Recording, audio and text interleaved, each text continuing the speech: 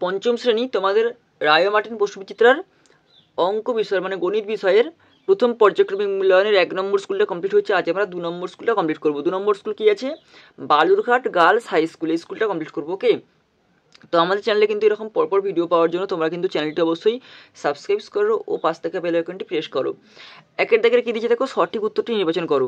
কয়েকটা 0, 9, 1, 3 সংখ্যাগুলি দ্বারা গঠিত 4 অঙ্কের ক্ষুদ্রতম সংখ্যা লেখো। 4 অঙ্কের ক্ষুদ্রতম সংখ্যা লিখতে বলছে, তাহলে কী কী সংখ্যা দিচ্ছে? 0, 9, 1 আর 3। তো এর 4 অঙ্কের ক্ষুদ্রতম সংখ্যা মানে ছোট থেকে বড়। ছোট থেকে বড় কী হবে? এখানে দেখো, যেহেতু 0 প্রথমে আছে, আমরা কিন্তু 0 প্রথমে দিতে পারবো না, আমরা কিন্তু 1 থেকে শুরু করবো। তাহলে 1-এর পর 0 দেবো। ওকে, তাহলে 1-এর পর 0 কোনটা আছে? এখানে এইটা আছে, এই 1, 0, 3 নয়, দীর্ঘ এইটা। ওকে, তাহলে অপশান সি, অপশান দীর্ঘ এটা কী হবে? 1, 0, 3 নয়, মানে ছোট থেকে বড়। ঠিক আছে, এবার দেখো কয়েকটা ভাগ শেষ ড্যাশ ভাজক, মানে ভাগ শেষ ভাজকের থেকে বড় না ছোট না কীরকম হবে? ভাগ শেষ দেখো, ভাগ শেষ সবসময় ভাজকের থেকে ছোট হবে। মানে ভাজক কোনটা ভাগ অঙ্কের?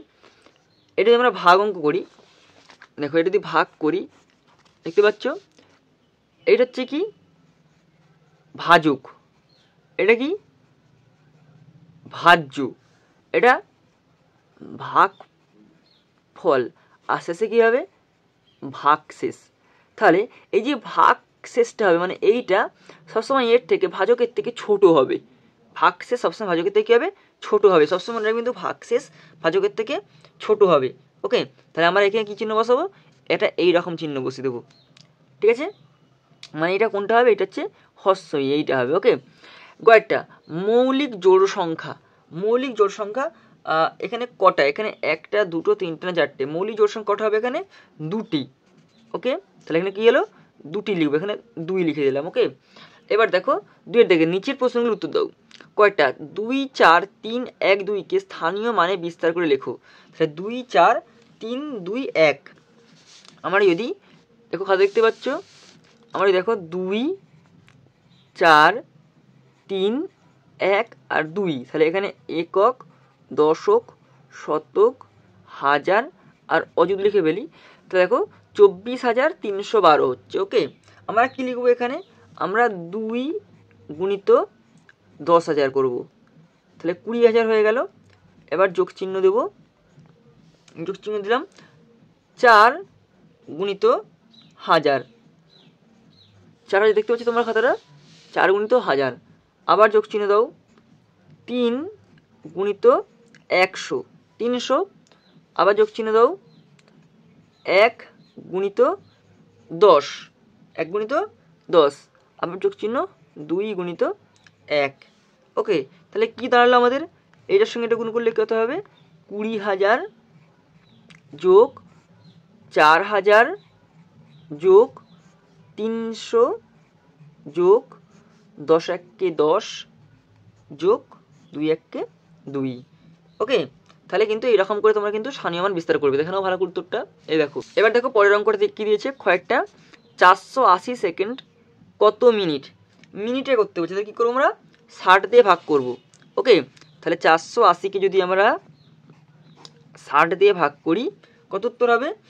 6 8 48। 60কে যদি আমরা 8 দিয়ে গুণ করি, 8 0 0 আর 6 8 48, 480 হয়ে যাচ্ছে। তাহলে আমরা কী করব? 8 খাইয়ে 480, তাহলে কত মিনিট হচ্ছে? 8 মিনিট। তাহলে সমান হবে 8 মিনিট। ওকে, দেখেন ওই যে 8 মিনিট উত্তর হয়েছে। ওকে, এবার দেখো গয়েরটা, দুটি সংখ্যার গোসাগু, দুটি সংখ্যার লসাগু ও গোসাগুর মধ্যে সম্পর্ক কি? কী হবে? দুটি সংখ্যা আমরা সবসময় কি জানি যে দেখো দুটি সংখ্যার লসাগু গুণিত গসাগু সমান সংখ্যা দুটির গুণফল সমান কী হবে? সংখ্যা দুটির গুণফল, দুটি সংখ্যার লসাগু গুণিত গসাগু সমান কী হবে? সংখ্যা দুটির গুণফল। ওকে, এরপরে দেখো কী দিয়েছে? 3-এর দাগের সমাধান করো।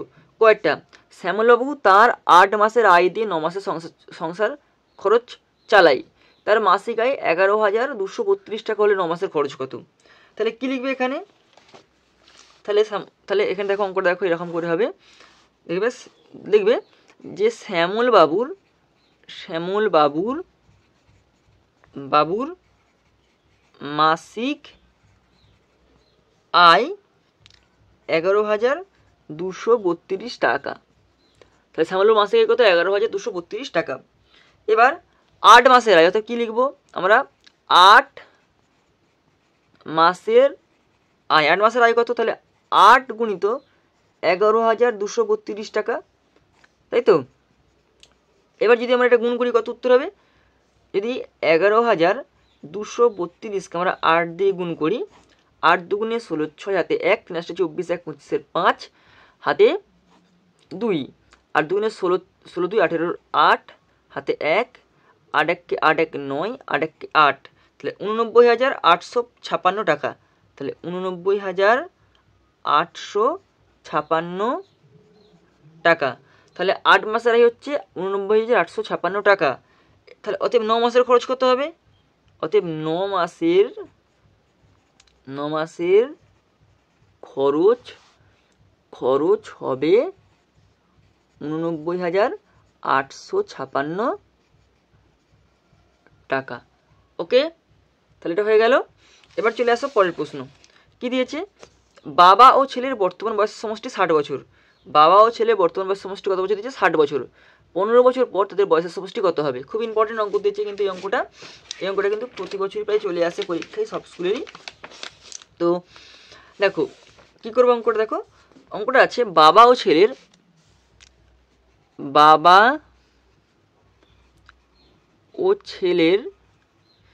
ছেলের বর্তমান বয়সের সমষ্টি 60 বছর। 60 বছর। তাহলে বাবা ও ছেলের বর্তমান বয়সের সমষ্টি কত বছর? 60 বছর। 15 বছর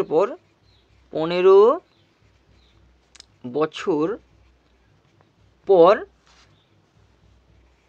তাদের প্রত্যেকের বয়স 15 বছর করে তার মানে 15 + 15 কত বছর বাড়বে? সমান 30 বছর বাড়বে। 30 বছর বাড়বে। তাহলে 15 + 15 30 বছর বাড়ছে। এবার 15 বছর পর তাদের বয়সের সমষ্টি কত হবে? অতএব 15 বছর পর তাদের বয়সের সমষ্টি হবে 60 বছর ছিল, তার সঙ্গে 30 বছর যোগ করে দাও। তাহলে কত বছর? 90 বছর। ওকে, দেখে নাও অঙ্কটা ভালো করে দেখে নাও। এইভাবে কিন্তু অঙ্কটা হবে। এরপর দেখো গসাগু নির্ণয় করো 12 ও 18। তাহলে 12 18 গসাগু নির্ণয় করতে হবে আমাদের এবারে। তাহলে 12 আর 18 এর গসাগু নির্ণয় করবো। ওকে, তো প্রথমে 2 দিয়ে খাও। 2 6 12, 2 9 18। আবার 3 দিয়ে দেখো, 3 2 6, 3 3 9। এবার গোসাগু মানে কি? পাশেরগুলো শুধু, নিচেরগুলো নয়। তাহলে অতএব নির্ণয় গসাগু কী হবে? নির্ণয় গসাগু সমান 2 গুণিত 3 সমান কত হবে? 6। ওকে, আর এটা কি দিয়েছে? অথবা প্রশ্ন, অথবা লসাগু নির্ণয় করো 70 আর 56। 70 আর 56 লসাগু করবো আমরা। 70 আর 56। তাহলে 2 দিয়ে করো, 35 2 70 আর 28 2 56।